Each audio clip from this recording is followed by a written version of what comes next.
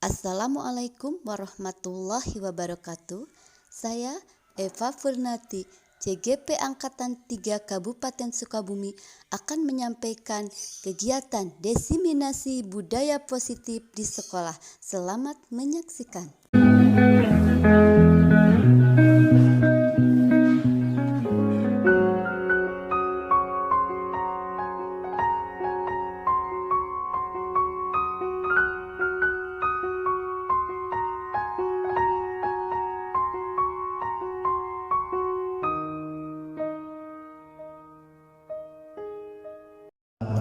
Menunjang program sekolah yang insya Allah akan disampaikan oleh Bu Eva.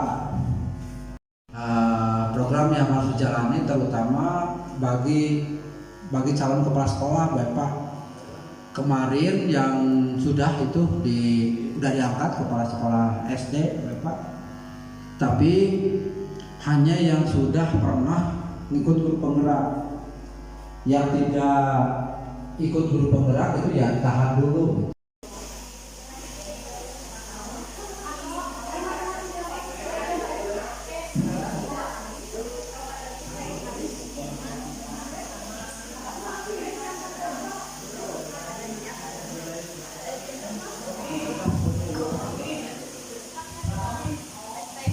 Bismillahirrahmanirrahim. Assalamualaikum warahmatullahi wabarakatuh. Bapak Wakil Kepala Sekolah tahun yang pertama, ya, Bapak Ibu guru beserta staf tata usaha yang saya hormati, ya. Alhamdulillah pada kesempatan ini kita dapat berkumpul kembali walaupun dalam suasana hujan, ya. Mudah-mudahan tidak menurunkan semangat kita untuk tetap memajukan pendidikan. Nah, Bapak Ibu yang terhormat, ada beberapa hal yang harus saya sampaikan, ya. Ada 6 materi, ya Bapak Ibu, 6 materi yang akan disampaikan. Mudah-mudahan ini menjadi ilmu, ya, yang bermanfaat buat Bapak Ibu. Nah, ini untuk guru penggerak ini sepintas saya sampaikan tentang apa itu guru penggerak, ya. Bapak Ibu, awalnya aksi nyata budaya positif modul yang 1.4 yang sudah kemarin. Sekarang saya sudah masuk modul kedua. Jadi belajarnya ini. Sekarang saya sudah masuk modul kedua. Nah, modul 1 itu 1.1 sampai 1.4 itu ini yang 1.4. Yang 1.1 sampai 1.3 sudah saya set selalu gitu. Salah bersama adalah salah sayolala yang pukul tapi dibaca itu. Nah, itulah guru penggerak seperti itu. Nah, Bapak Ibu guru penggerak, apakah saya sendiri yang menjadi guru penggerak? Tidak. Semua guru nanti akan menjadi guru penggerak, ya. Jadi semua guru akan menjadi guru penggerak dan sekolah pun akan menjadi sekolah penggerak. 5 bulan lagi di depan saya harus maju. Semakin kesini Bapak Ibu semakin makan juga hebat, ya. Semakin pertama biasa terus video kita buat video yang benar-benar kreatif dan inovatif. Nah, itu yang mungkin yang berat bagi saya. Kalau teorinya, ya, ini sebenarnya seperti kita lakukan. Nah, Bapak Ibu, ya, bukan berarti kurikulum yang ganti, bukan berarti RPP kita yang berubah. RPP tetap, kurikulum tetap kurikulum nasional, ya. Hanya di sini prosesnya yang akan kita rubah, ya. Jadi proses cara belajarnya yang akan kita rubah. Di mana pendidikan sekarang itu Bapak Ibu benar-benar harus berpihak pada murid. Jadi kita harus berpihak pada murid, akan mengangkat kembali filosofi dari Ki Hajar Dewantara. Itu tetapi untuk meningkatkan untuk pendidikan kita persemaian benih-benih kebudayaan dalam masyarakat. Itu. Jadi pendidikan itu adalah tempat persemaian benih-benih kebudayaan dalam masyarakat. Itu. Nah, Ki Hajar Dewantara ini, Bapak Ibu, sekolah kita ini diibaratkan ladang. Kita itu diibaratkan sawah. Nah, sawah tentu harus ditanami dengan benih padi. Nah, kalau kita tanam benih padi pasti tumbuh padi. Kalau kita tanam benih jagung pasti tumbuh jagung. Nah, benih-benih tersebut adalah siswa, ya.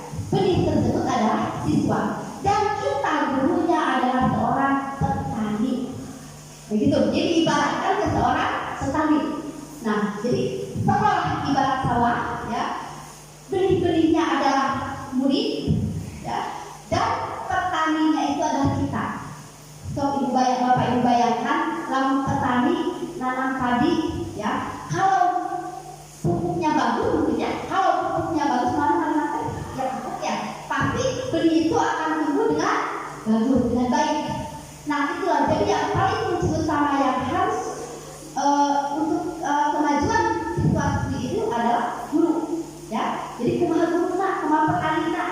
Kalau petaninya kurang bagus, tidak akan hasilnya pun bagus. Itu. Jadi tergantung petani sebagai diibaratkan sebagai seorang petani. Nah, Bapak memiliki karakter masing-masing yang berbeda. Nah, bagaimana caranya? Bagaimana kita menguatkan karakter siswa tersebut, merubah siswa tersebut yang asalnya tidak baik menjadi baik. Itu, ya. Jadi Ki Hajar Dewantara menginginkan caranya, ya, memberikan pupuk yang bagus buat benih-benih tersebut. Nah itu, ya.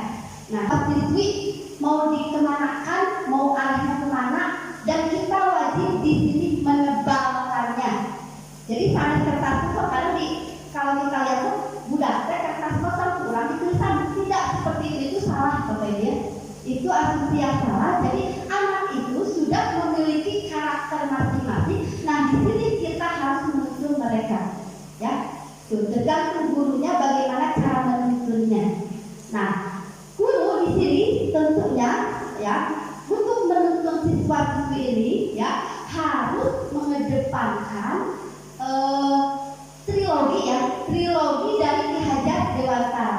Yang diantaranya adalah yang pertama, guru itu di depan sebagai teladan. Ingarso sum tulodo, imajo manungkaso, tutmuri hardayani. Di depan kita sebagai teladan, ya. Di belakang kita mendorong, ya. Di tengah-tengah kita membersami, gitu. Jadi memang di sini kita yang harus jadi teladan. Guru yang harus jadi teladan bagi murid-muridnya. Upami guruna kelakuannya kurang baik, otomatis muridnya pun akan meneladani kita kurang baik. Itu mungkin, ya. Dan saya sendiri bukan jauh keteladanan tersebut, itu sangat jauh sekali. Nah sekarang mari kita sama-sama Bapak Ibu, ya, sama-sama meneladani hal-hal yang baik untuk siswa-siswi kita agar mereka melihat kita itu, oh guru lagi dia sampai kecil ya rokok, ya. Rokok itu sebenarnya sekarang itu sudah tidak boleh ada rokok di sekolah, ya, dilarang merokok. Nah itu alika budak kemenangan rokok itu dia alika laksana rokok di mana wae. Nah itu teladan Bapak Ibu. Mohon maaf bukan saya menulis, saya sendiri ini hanya sharing, ya Bapak Ibu, kita sharing saja. Jadi nah itu, jadi yang utama adalah kita itu dulu sebagai teladan bagi siswa-siswi kita. Misalnya Mas Nadine itu memunculkan program Merdeka Belajar, ya. Jadi kudu merdeka bukan kudu bebas. Merdeka belajar bebas bukan berarti bebas dianggap, bukan, tetap dalam pengawasan kita. Guru-guru di sini hanya memfasilitasi, membimbing, membina, ya. Tugasnya mengarahkan kamu hadir, ya. Jadi pada anak itu seperti itu. Dan anak anak tuh main, kan, anak teh kayak bebas, ya. Itu jangan dipaksa, sekali-kali Bapak Ibu jangan memaksa anak, ya. Tetapi dengan cara apa? Ya dengan cara kita mempengaruhinya, mendekatinya, itu budaya positif. Bapak Ibu, lingkungan kita, sekolah kita tentu ingin baik, ya, lingkungan baik artinya budaya positif yang baik, ya. Nah bagaimana nanti caranya kita menciptakan budaya positif tersebut agar visi dari sekolah bisa tercapai, ya, agar visi dari sekolah kita ini bisa tercapai. Nah, oke, Bapak Ibu punya barang ini berharga sekali, ya. Barang ini sangat berharga. Nah, bagaimana kira-kira menurut Bapak Ibu supaya barang yang ada di tangan saya bisa diberikan kepada Bapak Ibu? Kira-kira seperti apa? Supaya bisa membuka tangan saya, pasti akan saya kasih. Nah, caranya kira-kira seperti apa Bapak Ibu untuk mendapatkan emas yang ada di tangan saya? Kira-kira badai kumaha dipaksa, apakah dipaksa? Berapa kali dipaksa? Diolok terus? Selain diolok? Selain diolok? Di tangan saya ada emas ini.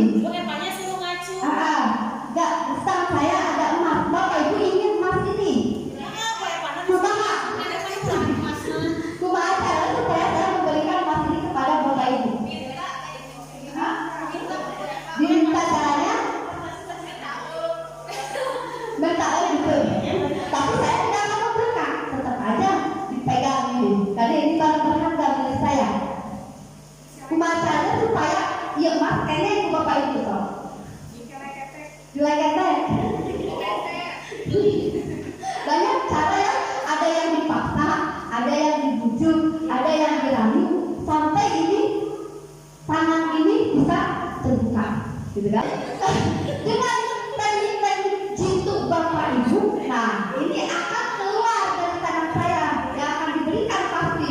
Nah itu, jadi dengan teknik seperti itu, kalau dipaksa, betul, amak utong, gitu kan? Berarti semua dipaksa mah pasti amak izin, amak kabuleta, gitu kan?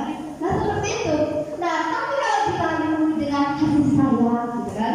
Ini artinya lulus kan? Artinya hati kita nanti akan lulus, gitu kan? Nah itu jadi seperti itu, ya. Nah itu salah satu contoh ya apabila untuk bagaimana caranya untuk merubah karakter anak ya. Jadi jangan dipaksa salah satunya, jadi ya. Nah baik Bapak Ibu, di sini materi yang pertama itu perubahan paradigma. Ya, jadi paradigma dari budaya positif ini ya, untuk membangun budaya positif sekolah perlu menyediakan lingkungan yang positif. Jadi lingkungannya harus positif, harus baik ya, aman, nyaman, dan murid mampu berpikir, bertindak dan mencipta dengan mereka mandiri dan bertanggung jawab. Jadi agar menciptakan budaya positif itu intinya ya aman, lingkungannya aman, nyaman, muridnya mampu berpikir. Wah kalau udah seperti ini kita enak ya Bapak Ibu bertindak, mencipta, mereka mandiri dan bertanggung jawab. Nah itu. Nah salah satu strategi yang perlu ditinjau adalah bentuk disiplin yang dijalankan di sekolah ini. Karena budaya positif itu paling utama adalah kita harus bisa menanamkan disiplin. Tuh, jadi keberhasilan budaya positif sekolah atau kelas yang paling utama adalah disiplin. Nah, katingali kurangnya tunggu Bapak Ibu Abi nyalika ya. Susah gitu kan karena disiplin teh cuma gunakan disiplin guna ke disiplin gitu kan. Nah itu.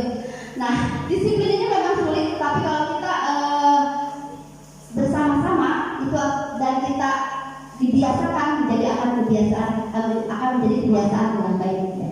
Nah, Bapak Ibu, kita akan lihat ya pembahasan disiplin ya. Di sini ada teori yang dikemukakan oleh Pian Gosen ya. Gosen di sini disiplin ini ya wajib dikaitkan dengan kontrol ya. Dengan kontrol ya. Di sini dalam hal ini kontrol dulu dalam menghadapi murid, bagaimana caranya kita ya membersamai murid dengan hal kontrol kita. Yang kita lewat aja ini kan ini teori Bapak Ibu.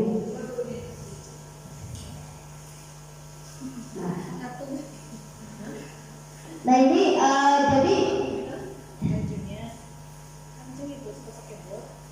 disiplin ini tidak terlepas dari kontrol ya Bapak Ibu. Jadi berikut ada paparan Glaser ya dalam kontrol teori ini menuliskan beberapa konsepsi tentang kontrol. Tadi ada yang terlewat.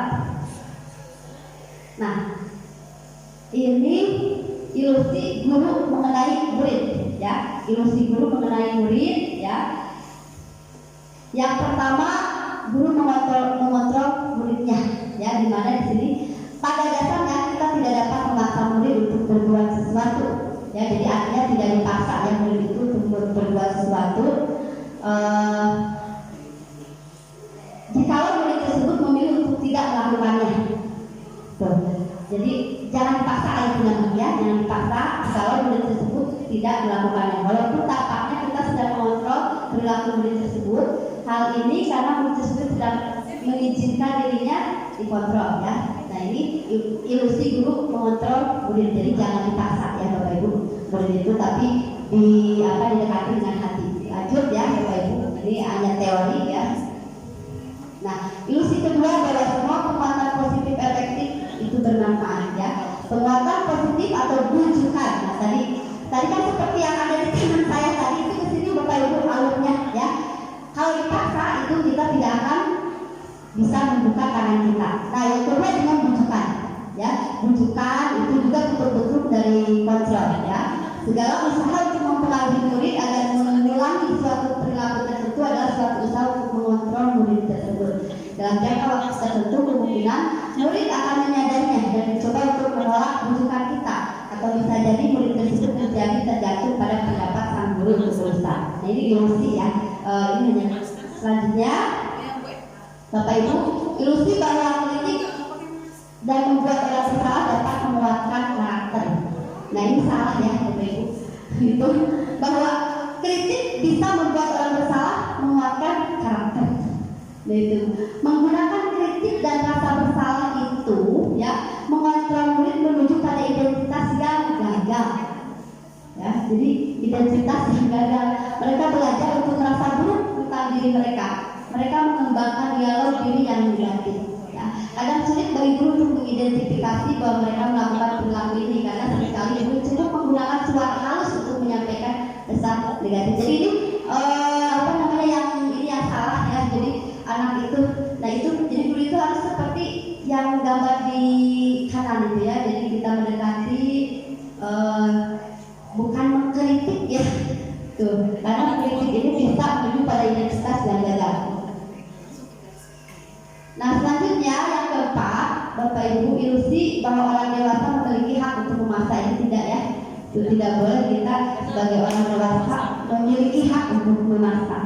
Banyak orang dewasa percaya bahwa mereka memiliki tanggung jawab untuk membuat murid tersebut berbuat hal-hal tertentu ya. Apapun yang dilakukan dapat diterima selama ada sebuah kemajuan berdasarkan sebuah penurunan kinerja. Nah di sini ya. Nah ini tentang ilusi ya Bapak Ibu, ada 4 ilusi tentang guru ya, di mana mengontrol murid, penguatan positif, kritik, dan orang dewasa memiliki hak untuk memaksa ya. Nah sekarang bagaimana ya tugas kita merubah diri kita, perubahan paradigma ini ya, dari yang asalnya stimulus respon menuju ke kontrol. Karena itu termasuk stimulus respon ya Bapak Ibu ya. Nah apa sekarang paradigma yang harus kita lakukan ya, paradigma baru yang harus kita lakukan sebagai guru. Nah ini Bapak Ibu, paradigma baru yang harus kita lakukan ya, perubahannya di sini ya, yang asalnya stimulus respon menjadi teori kontrol ya. Itu jadi yang pertama itu realita kebutuhan kita sama. Ternyata berdasarkan teori kontrol kebutuhan manusia itu berbeda-beda ya. Ada kita sama, tujuan kita sama, padahal ini kita berbeda-beda ya Bapak Ibu. Yang kedua, semua orang melihat hal yang sama. Nah teori kontrol ini kita harus melihat setiap orang memiliki gambaran yang berbeda.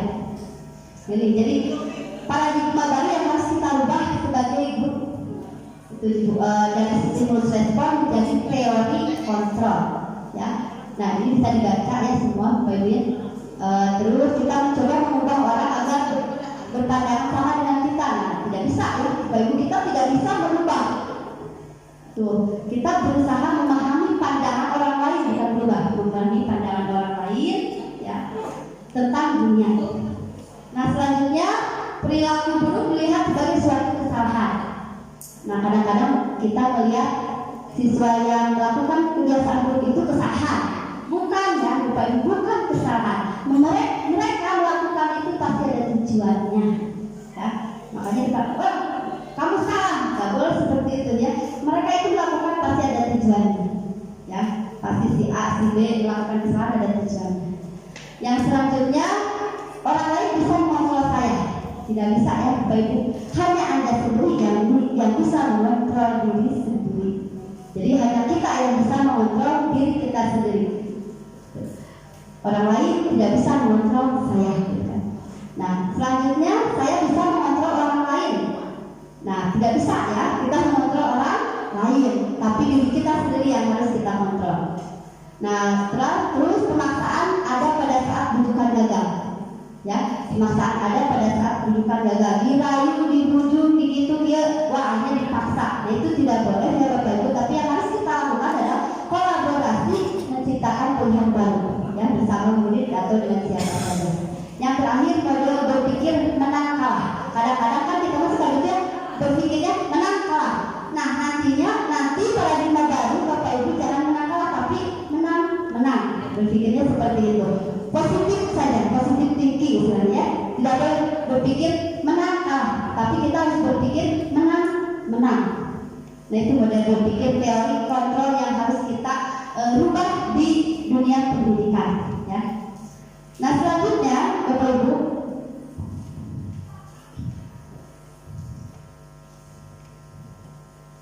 bagaimana ya kita konsep disiplin positif dan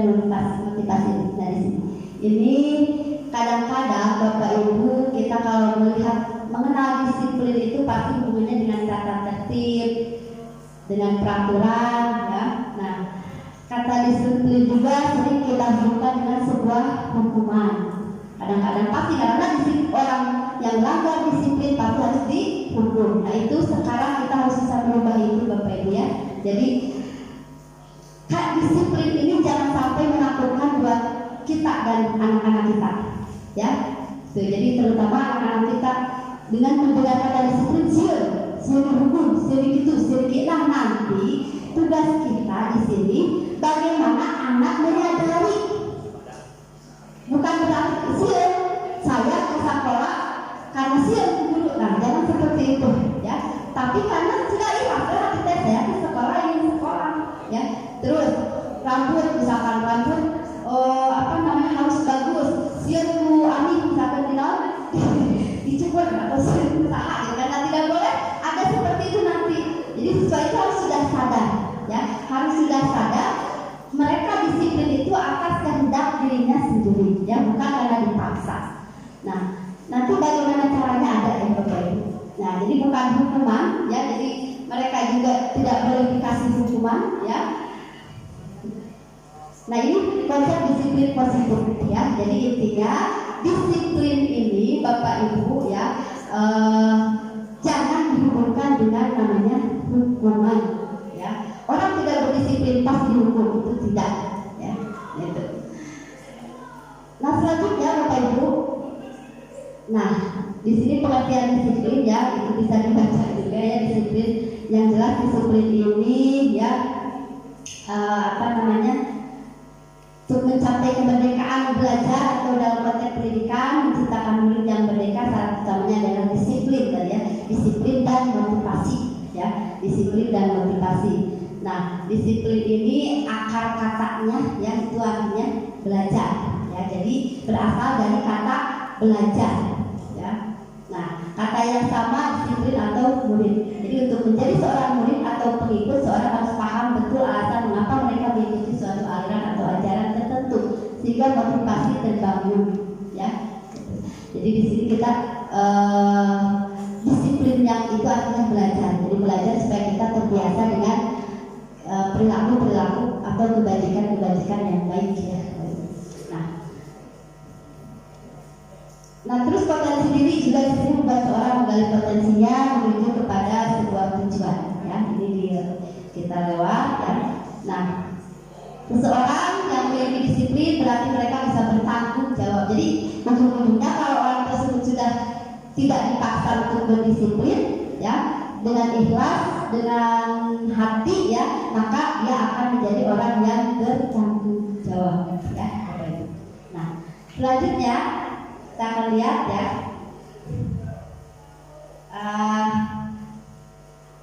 disiplin di sini tadi berhubungan pastinya dengan perilaku manusia, ya Bapak Ibu. Jadi disiplin ini berhubungan dengan perilaku manusia.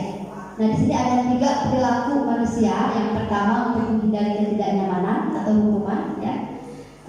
Orang yang melanggar disiplin, ya, orang yang melanggar disiplin pasti itu ada 3 motivasi perilakunya. Yang kedua untuk mendapatkan imbalan, ya. Yang ketiga untuk menjadi orang yang mereka inginkan. Nah, kita sebagai guru harus yang ketiga, ya, harus yang ketiga. Yang pertama, ya, itu tidak baik, ya. Yang kedua juga sama. Yang ketiga yang harus kita jalankan terhadap siswa, ya, bahwa untuk menjadi orang yang disiplin itu untuk menjadi orang yang mereka inginkan dan menghargai diri sendiri dan nilai-nilai yang mereka percayai. Itu jadi yang ketiga ini, ya. Yang ke-1 tidak akan membentuk siswa. Yang kedua juga sama, ya. Jadi mereka melakukannya itu karena imbalan, karena penghargaan, karena hukuman, ya, bukan, ya. Jadi yang ketiga untuk menjadi orang yang mereka inginkan. Selanjutnya, nah, ya, untuk biar supaya disiplin ini jalan, ya. Nah, Bapak Ibu, kita mengenal namanya peraturan keras, ya. Peraturan keras. Nah, ini harus diubah juga paradigmanya. Bukan peraturan. Namanya peraturan itu datang dari kita, dari guru. Muridnya dipaksa untuk mematuhi aturan kita. Nah, sekarang peraturan ini harus diubah menjadi keyakinan atau kesepakatan kelas. Jadi keyakinan atau kesepakatan kelas. Nah, jadi sekarang tugas Bapak Ibu, terutama sebagai wali kelas, silahkan membuat kesepakatan kelas dengan kelasnya masing-masing. Yang menyampaikan kesepakatan bukan dari kita, lain cekurak, tapi kata anak sendiri. Ya, kita hanya mengarahkan, berapa mengarahkan? Misalkan supaya kelas kita aman, nyaman, ya, budaya positifnya enak, ya, sok anak murid-murid, siswa-siswi, yuk kita buat kesepakatan kelas. Jadi Bapak Ibu di kelas tolong buat kesepakatan kelas, ya, bisa menggunakan kertas warna atau apa, lalu ditempel di kelas masing-masing. Nah, itu kesepakatan itu keluarnya dari siswa, bukan dari kita. Nanti siswa yang memberikan pendapat-pendapatnya supaya sekelas kita baik sok apa, misalkan pasti datang kurang contohan gizi dari awal, misalkan datang dan datang tepat waktu, misalkan, ya, begitu. Jadi di contohan gizi nanti siswa-siswi semua yang membuat kesepakatan kelas tersebut, ya, tuh. Ya, jadi nanti siswa-siswi yang membuat kesepakatan kelas tersebut. Kalau datangnya keluarnya dari mereka, insya Allah mereka pun akan meyakini kesepakatan kelas tersebut. Ya, tuh.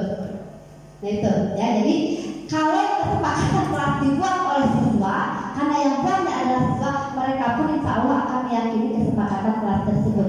Jadi sanksi peraturan mah tadi hubungannya jadi hukum mati apa sih hukum sirkir. Jadi untuk menciptakan disiplin kelas itu, buatlah kesepakatan kelas dengan siswa-siswi. Seperti saya kemarin sudah coba, ya Bapak Ibu, di kelas khusus mata pelajaran IPS, kesepakatan kelas IPS. Salah satunya sebagai apabila tidak mengerjakan tugas maka harus membersihkan kelas. Tadi contohnya Bunani masuk ke kelas nulis, ada siswa yang sedang menyapu lain sore habis, coba langsung barang besar lagi. Saya tidak tugas itu, udah kenal itu. Kamu tahu kesepakatan kelas kita? Tahu tidak apa? Kalau tidak mengerjakan tugas harus langsung anaknya sapu. Nah nanti di depan ditanya dulu, kamu merasa salah? Iya Bu, malu tidak? Malu, gitu kan?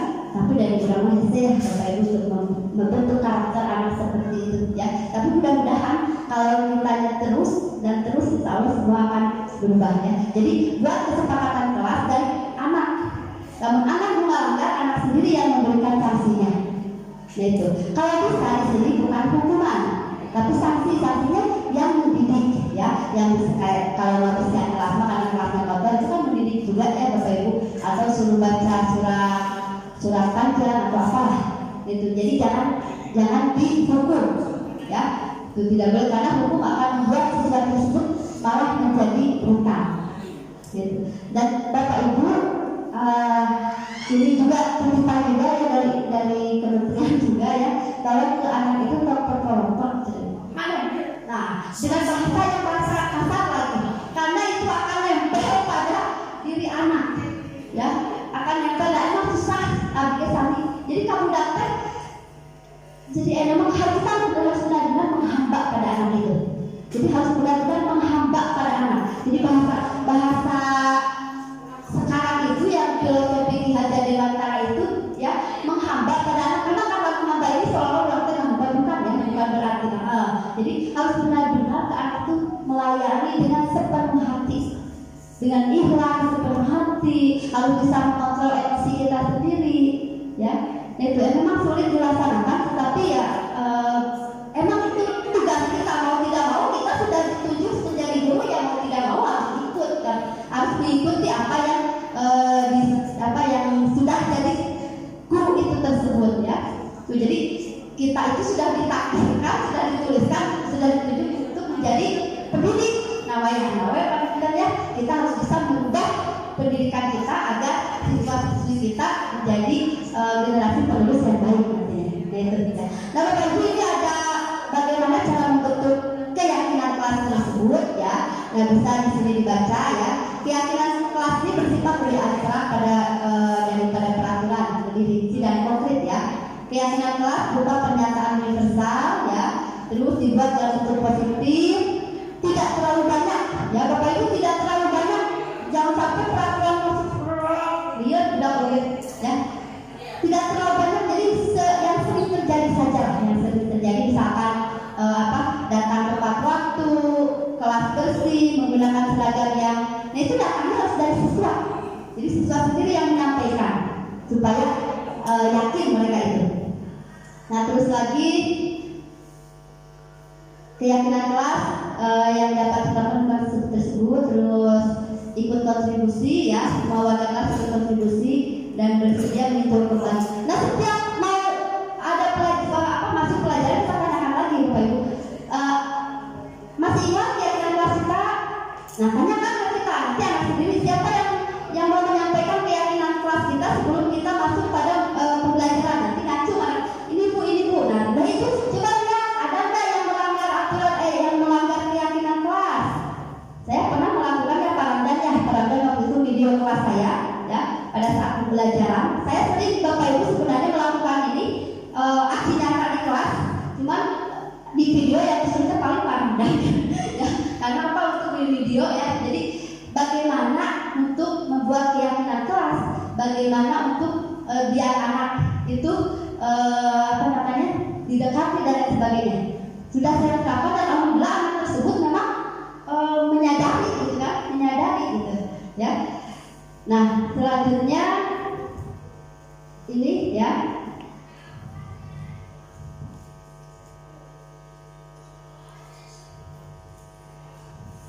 nah itu tadi untuk materi keyakinan kelas ya Bapak Ibu. Jadi ini kita sudah 3 materi ya, perubahan paradigma tadi ya, terus lagi ada tadi itu tentang motivasi perilaku ya, terus lagi barusan keyakinan kelas, dan selanjutnya adalah pemenuhan kebutuhan dasar.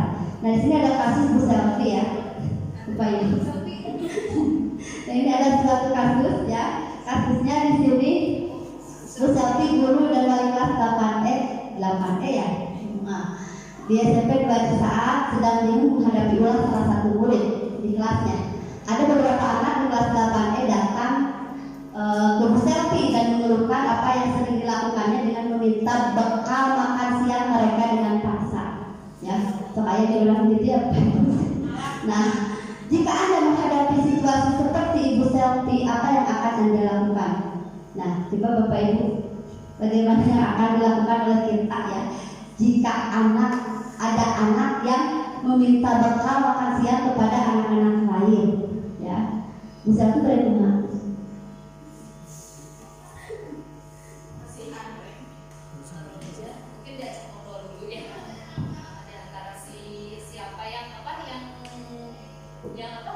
yang dipintanya, yang dipalamernya diajak ngobrol dulu, diklarifikasi dulu apakah itu betul atau salah. Kemudian sebaiknya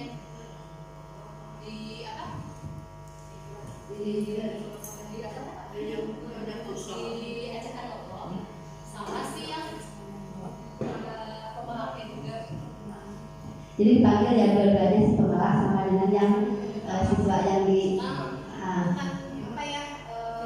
lebih ke mengajak sebaiknya seperti apa, nggak langsung menyalahkan atau gitu. Ya, jadi jangan sampai ya, bagus misalnya sudah arahin ke sana, jadi jangan sampai menyalahkan kamu, aduh bahaya ya Bapak Ibu. Jadi pertama, mereka melakukan kesalahan tersebut tentu ada tujuannya ya.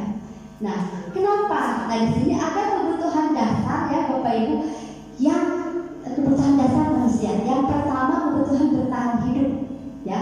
Di mana kebutuhan ini bersifat fisiologis. Bagaimana dia bertahan hidup, misalkan kesehatan.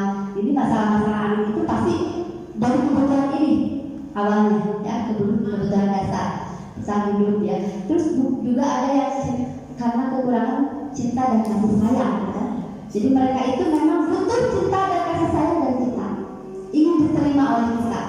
Caper betul begitu, cari perhatian. Nah itu kan mungkin di rumahnya kurang kasih sayang, sehingga di sini mereka cari perhatian untuk guru-guru ya. Itu jadi ingin diterima ya. Dan ketiga ada yang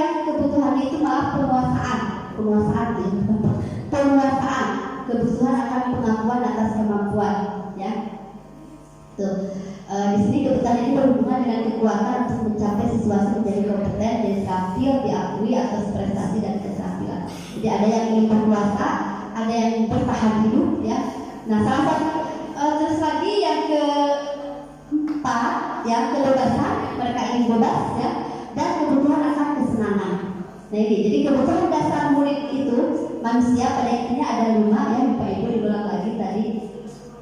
Ada kebutuhan bertahan hidup, ya. Kita kalau kategorikan untuk mahasiswa seperti ini kebutuhan apa Bapak Ibu siswa tersebut?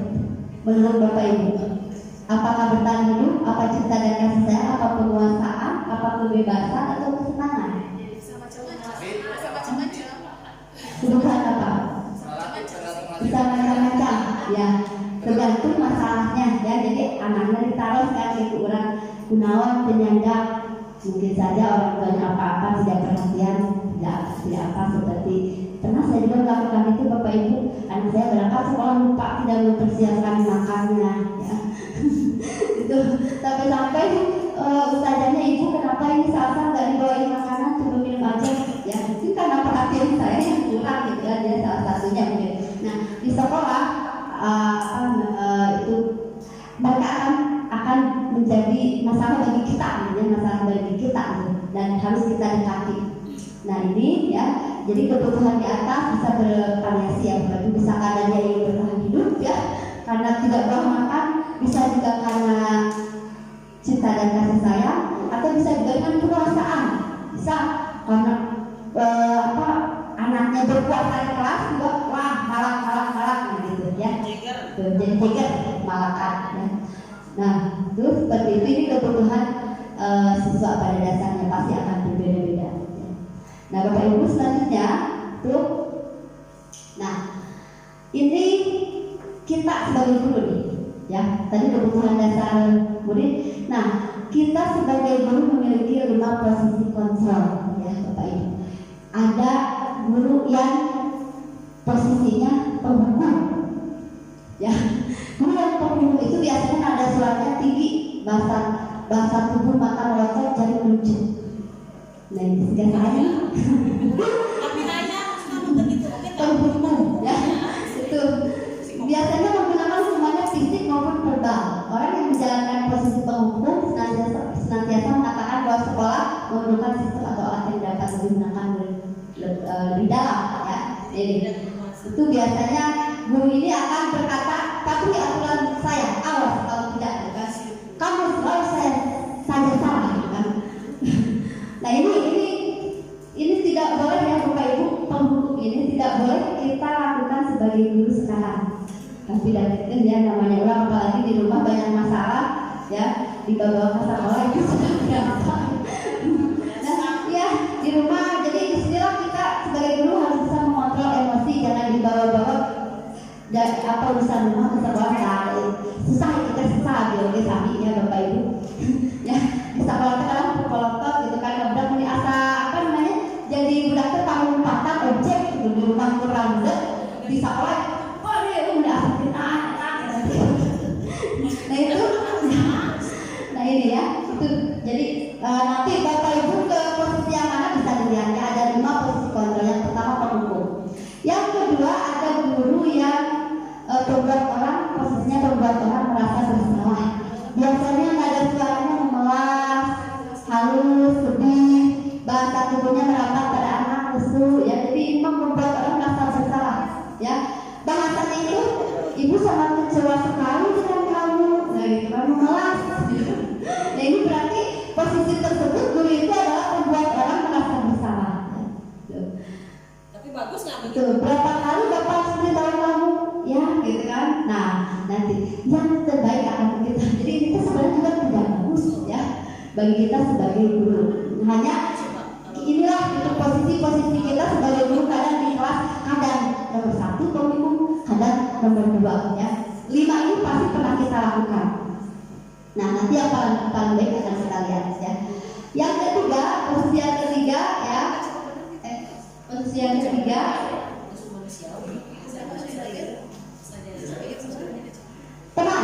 Nah, ada jembatan sudah jembatan ya.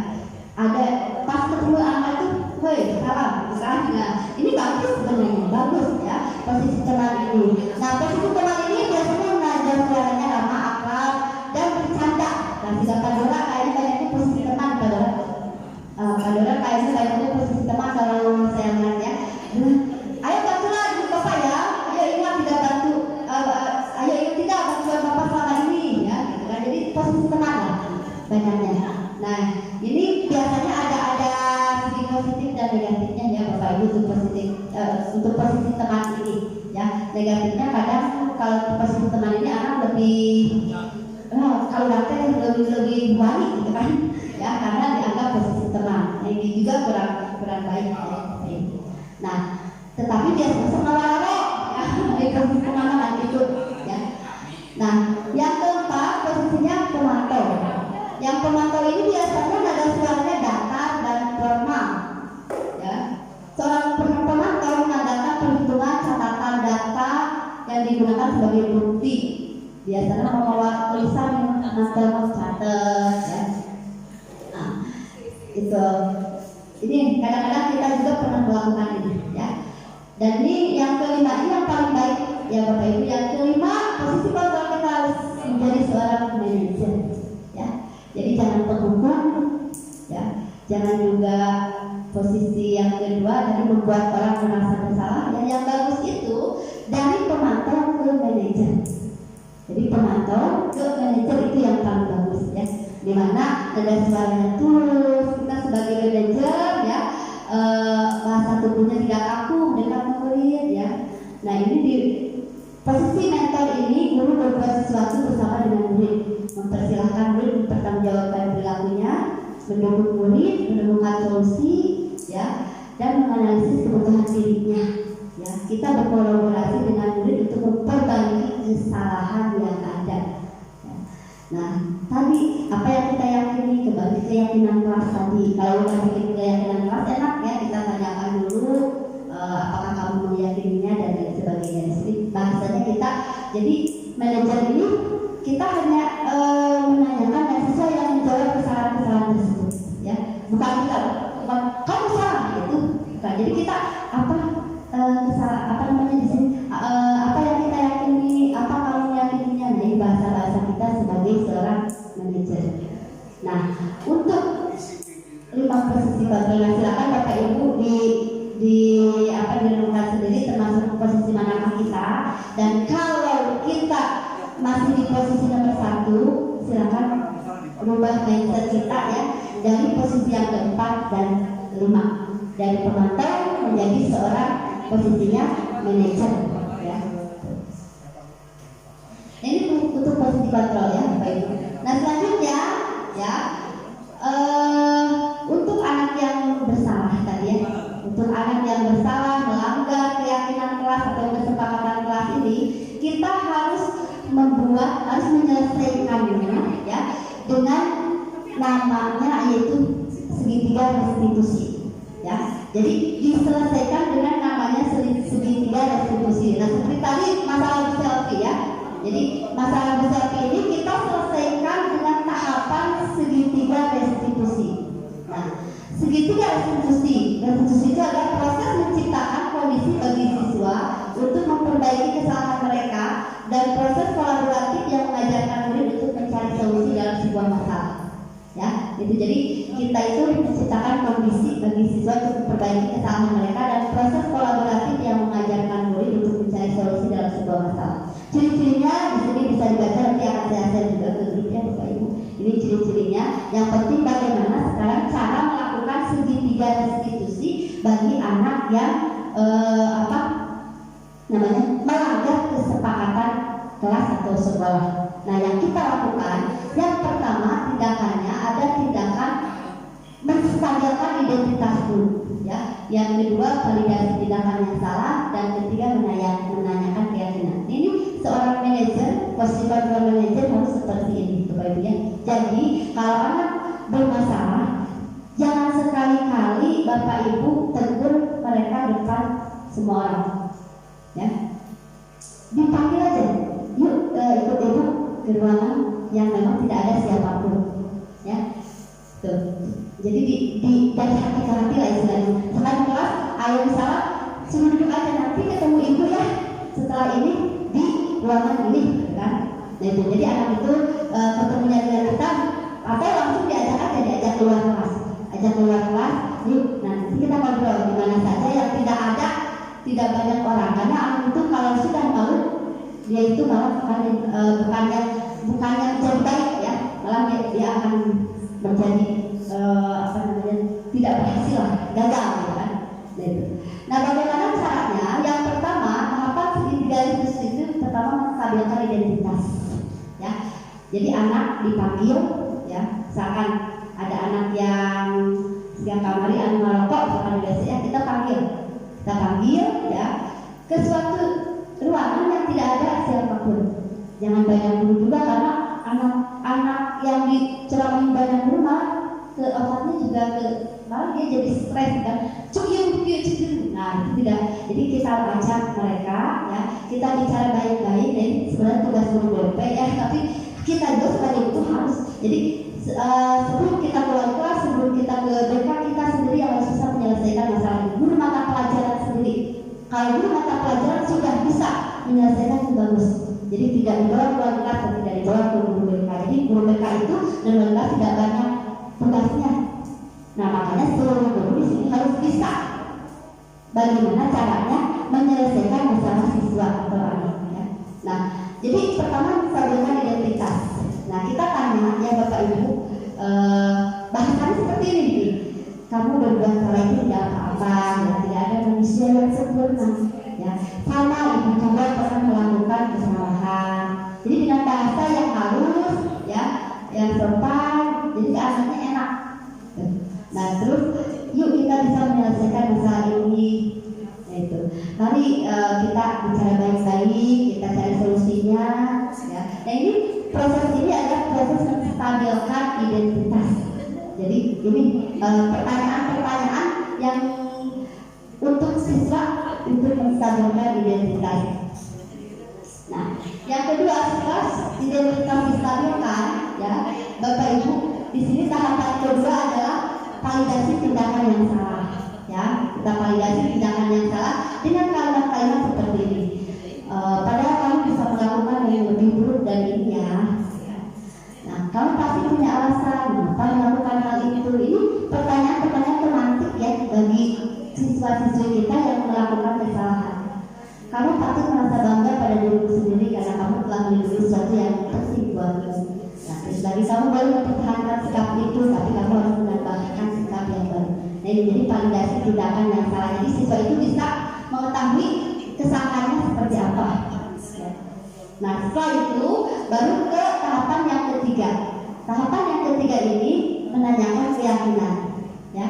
Jadi keyakinan yang kita percaya di kelas, terus nilai yang sudah disepakati, terus apa bayangan kita tentang kelas yang ideal dan ideal, karena mematahan kita, ya, mematahan kamu itu punya cita-cita kan, ya. Kamu kalau jadi orang yang terus melakukan seperti ini akan seperti apa ke depannya, gitu. Jadi anak sendiri, kita hanya bertanya ya, hanya bertanya, anak yang menjawab sendiri kesalahan itu, ya. Dan akhirnya anak menyadari, oh ini salah. Nah kamu ke depannya akan seperti apa? Nah jadi seperti itu. Jadi memang untuk menyelesaikan permasalahan ini kita. Nah ini tahapan segitiga restitusi, ini tahapan terakhir, materi terakhir ya dalam budaya positif. Insya Allah ya Bapak Ibu, budaya positif sekolah kita, kelas kita, lingkungan kita akan aman, nyaman, menyenangkan, ya, akan berhasil jika yang pertama disiplinnya bagus, ya. Terus yang kedua membuat kesepakatan kelas, ya. Tadi yang ketiga memahami posisi kontrol kita, ya, memahami posisi kontrol kita, memahami kebutuhan siswa, ya. Dan yang terakhir bagaimana cara untuk menyelesaikan atau melakukan restitusi, ya. Jadi melakukan restitusi tadi ada 3 ya. Nah itu Bapak Ibu materi yang cukup lumayan ya. Nah ini yang cukup lumayan. Ini materi ini baru 1 bulan ya Bapak Ibu. 1 bulan, tapi kita nyampaikan kurang lebih 1 jam. Nah, gitu. Jadi ini sudah dirangkum. Sebenarnya banyak sekali itu materi-materi selain ini hanya intinya saja ya. Ini 1 bulan materi ini saya lewati ya.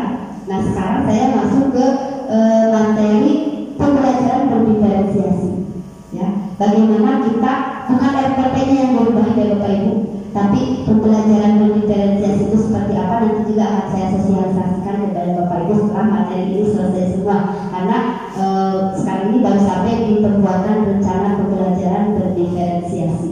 Gitu. Jadi cukup bagus sekali ya program guru penggerak ini ya, bisa benar-benar bisa membawa perubahan bagi kita ya, terutama guru dan siswa-siswi kita ya. Jadi Merdeka Belajar ini intinya dari program Merdeka Belajar ini kita harus benar-benar berpihak pada murid ya, menghamba pada murid, melayani dengan hati, dengan ikhlas, menuntun murid ya, tadi seperti yang Ki Hajar Dewantara katakan ya, mengarahkan murid kemana ya, dan biarkan murid itu di kelas itu harus benar-benar menyenangkan, jangan sampai tersiksa, tertekan, terpaksa.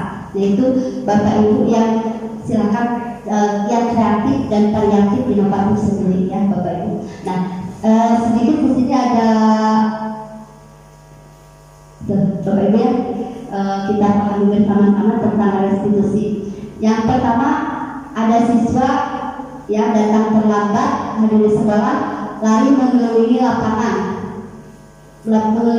basket 2 kali ya. Menurut Bapak Ibu ini hukuman atau sanksi? Lari mengelilingi lapangan basket 2 kali karena terlambat hadir di sekolah, hukuman atau sanksi? Oke. Yang kedua, membersihkan coretan yang dibuatnya di meja tulis. Ya. Yang ketiga, murid diminta untuk push up karena tidak menggunakan masker di sekolah. Sanksi atau hukuman? Yang keempat, murid diminta bertelanjang kaki sepanjang hari ya, karena tidak menggunakan sepatu warna hitam sesuai peraturan sekolah. Ya, jadi terus berdiri di depan kelas sambil mengangkat kaki karena tidak bisa menjawab pertanyaan. Jadi bedanya kalau hukuman lebih ke fisik ya Bapak Ibu. Itu. Nah, ini tidak boleh kita lakukan. Ya, tidak boleh kita lakukan. Tapi sanksi mah boleh. Jadi sanksi yang harus kita lakukan. Kalau hukuman itu tidak boleh kita bersifat. Nah, itu ya. Jadi hukuman. Nah, itu Bapak Ibu ya, kita sekedar sharing di sini apa itu sanksi dan hukuman ya. Nah, itu tadi ya. Terima kasih ya Bapak Ibu. Nah, seperti inilah saya menjelaskan tentang sepintas pasti lagi. Saya Mas ingat dua masalah ya. Gambar itu gambar yang ditampilkan mata-mata sebelah itu sudah itu. Yang gambar-gambar tadi itu apa? Naon tujuannya gitu? Oh, gambar-gambar itu turun sebelah itu. Anu ibu gurunya. Emang itu tak harus seperti itu kita pijat ke budak. Tapi dengan kalau orang mana berarti baju baru terlihat. Jadi kayak ada aplikasi Jepeto dan ini bisa bergerak-gerak juga bisa baju. Tuh pernah saya kirim bisa gerak-gerak gitu. Nah itu Jepeto, iya itu kita aplikasi Jepeto. Mudah-mudahan dipakai di online gitu Jepeto. Nah bukan kita beli 50.000 itu aplikasi seperti. Demikianlah diseminasi budaya positif yang telah saya lakukan di sekolah. Terima kasih. Salam dan bahagia. Assalamualaikum warahmatullahi wabarakatuh. Ada di mana gitu kan? Nah ini dari